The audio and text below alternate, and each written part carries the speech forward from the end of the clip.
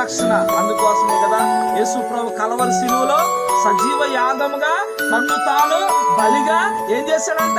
అర్పించుకున్నాడంట. ఒక్కసారి మనందరి కొరకు చనిపోయిన ఆ యేసు క్రీస్తుని జ్ఞాపకం చేసుకో. ఆయన మృతి ఎంత గొప్పది. ఆయన చనిపోయిన వాడు చనిపోయినట్టుగా లేడు. ఆయన చనిపోయి సజీవుడయ్యి తిరిగి లేచినటువంటి దేవుడు.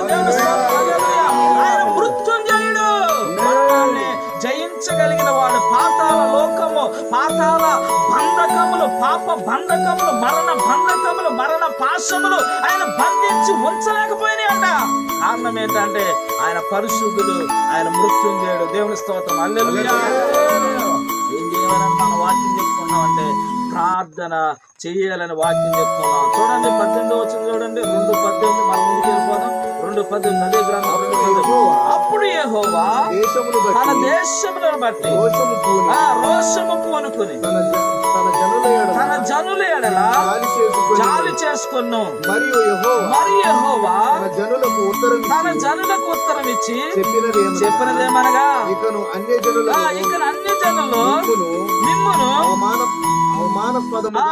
అవమానాస్పదముగా చేయక మీరు తృప్తి నొందినంతగా నేను ధాన్యమును, కొత్త ద్రాక్షారసం, తైలమును మీకు పంపించేదను. దేవుడు స్తోత్రం. ఇంకా కిందకు వచ్చినప్పుడు దేవుడు అంటాడు, కొట్ల ధాన్యముతో నిన్నును, కొత్త ద్రాక్షారసం, కొత్త తైలము గానుగుల పైన పొర్లి పారను మీరు కడుపార తిని మీ కొరకు వింత కార్యములు చేయబడును. ఇంకా దేవుని యొక్క వాక్యంలో మనం చూసినప్పుడు 26, నా జనులు ఇక ఎన్నడు సిగ్గునందరు. నీకు సిగ్గునందాలనుకున్నావా, మేలు నందాలనుకున్నావా? ఎవరు సిగ్గునందాలనుకుంటారా? చాలా మంది అంటారు, మీరు ఎంత గొప్ప దేవుడు నమ్ముకున్నారు కదా, మీరు ఎంత మంచి దేవుడు నమ్ముకున్నారు కదా, ఎందుకు మీకు ఎలా జరుగుతుంది? మీ దేవుడు మీకు ఏం చేయడం లేదా? మొదట మనం పూర్తిగా దేవుని కట్టుదల, మొదట పూర్తిగా దేవునికి మనల్ని ఏం చేయాలి?